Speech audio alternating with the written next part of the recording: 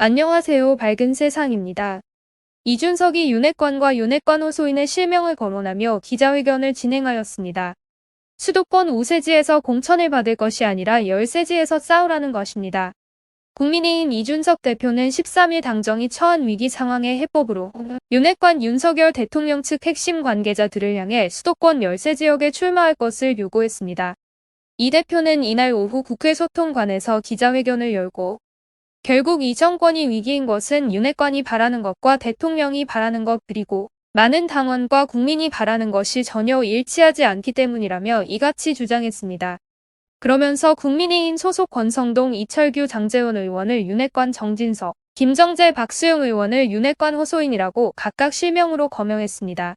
이 대표는 소위 윤핵관이라고 불리는 사람들이 모두 우리 당의 우세 지역구에서 당선된 사람들이라는 것은 우연이 아니다.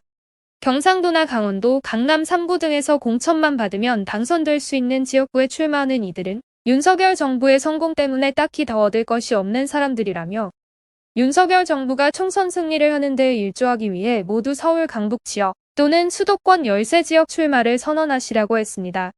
이 대표가 공식 석상에 선 것은 지난달 8일 당 윤리위원회의 징계 이후 36일 만에 처음입니다.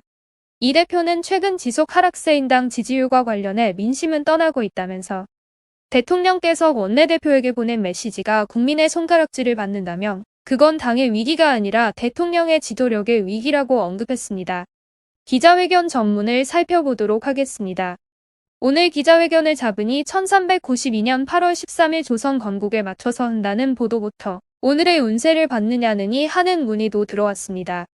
그만큼 이 서문 때로는 우리만의 이야기에 취해 가장 일상적이고 기본적인 것은 살피지 못하는 것이겠지요. 제가 페이스북에 예고한 시점을 보면 알겠지만 저는 그냥 MBC 8시 저녁 뉴스를 보고 산사태와 저질의 침수가 우려되는 집중호우가 온다는 이야기를 보고 일기예보 상 비가 그치고 이틀 정도 시간을 두고 말씀을 드리려고 했습니다. 우선 기자회견을 시작하면서 국민에게 그리고 당원들에게 사과의 말씀을 올리려고 합니다. 큰 선거에서 3번 연속으로 우리 국민의힘을 지지해주신 국민이 다시 보수의 등을 돌리고 최종선에서 뛰어서 승리에 일조한 당원들이 이제는 자부심보다는 분노를 표출하는 상황을 보면서 많은 자책감을 느낍니다. 이 상황을 해결하기 위해서 저는 지금까지 그래왔던 것처럼 제가 할 수 있는 역할을 모두 다할 것입니다. 제가 비대위 출범에 대해 가처분 신청을 하겠다고 하니 갑자기 선당후사라는 이야기가 많이 나옵니다. 이 선당후사라는 을씨년스러운 말은 사자성어라도 되는 양 정치권에서 근거학조로 여겨지지만 사실 소설 삼국지연의에서 쓰인 삼성간호보다도 근본이 없는 용어입니다. 뉴스 검색을 해봐도 2004년에 정동영 씨가 먼저 쓴 기록만 있을 뿐 그전에는 사용되지도 않던 용어입니다. 조금 다르지만 그래도 유래가 있는 용어인 선당 정치는 공교롭게도 김정은이 휴전선 이북에서 지금 사용하는 신조입니다. 선당후사라는 말이 정확히 무엇을 뜻하는지는 모르겠으나 은혜는 생각을 억누로 당의 안위와 당의 안녕만을 생각하라는 이야기일 것 같습니다. 말하고 보니 북한에서 쓰이는 용법과 무엇이 다른지는 잘 모르겠습니다. 우리 당의 지지층은 이제 크게 둘로 나뉩니다. 태극기를 보면 자동으로 왼쪽 가슴에 손이 올라가는 국가 중심의 고전적 가치를 중시하는 당원과 지지자들이 있다면 그에 못지않게 자유와 정의, 인권의 가치를 최우선으로 삼는 당원과 지지자도 있습니다. 시대가 변해가는 것입니다. 저는 사람에 충성하지 않는 국민의힘을 넘어서 이제 조직에 충성하는 국민의힘도 불태워버려야 한다고 생각합니다. 오로지 자유와 인권의 가치와 미래에 충실한 국민의힘이 되어야 합니다. 보수정당은 민족주의와 전체주의, 계열경제 위주의 파시스트적 세계관을 버려야 합니다. 우리 사회는 지금까지 많은 우상과 터부를 깨면서 이 자리에 왔습니다. 고작 100여 년 전에 왕을 모시던 나라가 선출된 왕을 모시는 것이 아닌 진정한 민주주의를 향해 가기까지는 많은 탈피가 필요합니다. 이번에 우리가 벗어던져야 할 허물은 보수진영 내에 근본 없는 일방주의입니다. 우리는 87년 민주화 체제가 30년이 지났으니 이제 새로운 체제가 필요하다는 이야기를 합니다. 산업화와 민주화를 이뤄낸 뒤에 우리가 가야 할 길은 결국 다원성입니다. 개인의 자유와 창의가 보장되는 세상은 다원성을 근거로 하고 그것은 개인주의와 인권의 발달을 해야 합니다.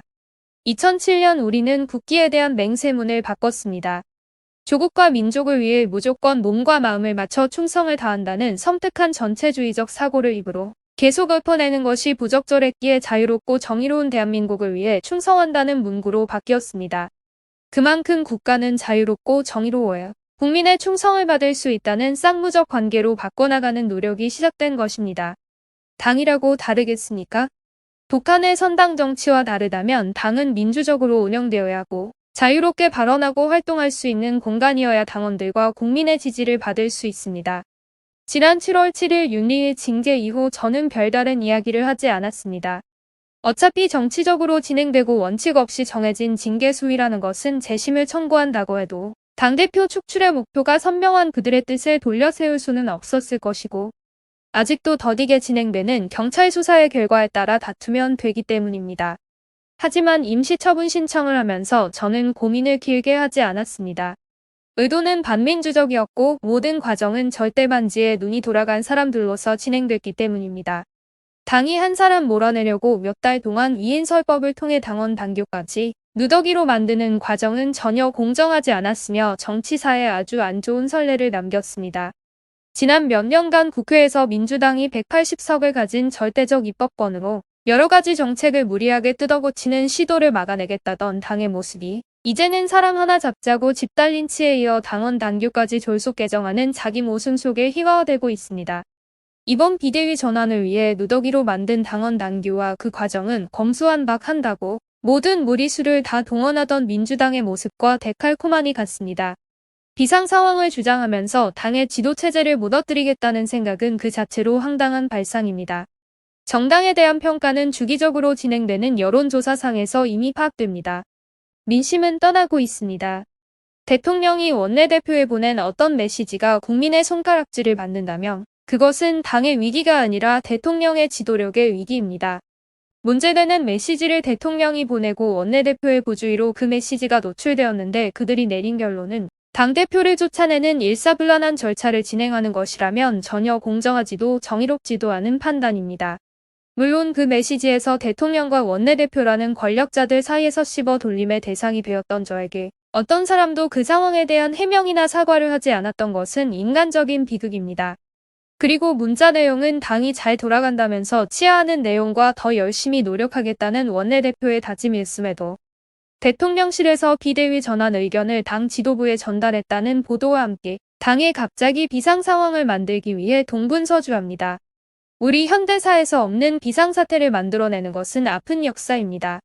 자신들의 권력을 지키기 위해 군인들이 계엄을 확대하고 자신들과 뜻이 다른 정치 지도자에게 사법적 살인을 하고 급기야는 청구를 국민에게까지 겨누는 아픔이 모두 의도된 비상사태 선언에서 시작되었습니다. 일련의 상황을 보고 제가 뱉어낸 양도구육의 탄식은 저에 대한 자책감 섞인 질책이었습니다. 돌이켜보면 저야말로 양의 머리를 흔들며 개고기를 팔았던 사람이었습니다. 선거 과정 중에서 그 자괴감에 몇 번을 뿌리치고 연을 끊고 싶었습니다. 대통령 선거와 지방선거를 겪는 과정 중에서 어디선가 여럿이 모인 자리에서 누차 저를 그 새끼라고 부른다는 이야기를 전해 들으면서 그래도 선거 승리를 위해서는 내가 참아야 한다고 크게 참을 인자를 새기면서 발이 부르트도록 뛰어다니고 목이 쉬라고 외쳤던 기억이 떠오릅니다. 저한테 선당 후사를 이야기하시는 분들은 매우 가혹한 겁니다. 선당 후사란 대통령 선거 과정 내내 한쪽으로는 저에 대해서 이 새끼 저 새끼 하는 사람을 대통령 만들기 위해 당대표로서 열심히 뛰어야 했던 제 쓰린 마음이 여러분이 입으로 말하는 선당후사보다 훨씬 아린 선당후사였습니다. 내부 총질이라는 표현을 봤을 때 그 표현 자체에서는 큰 상처를 받지 않았습니다. 저 올 것이 왔다는 생각과 함께 양의 머리를 걸고 진짜 무엇을 팔고 있었던 것인가 하는 생각만 들었습니다.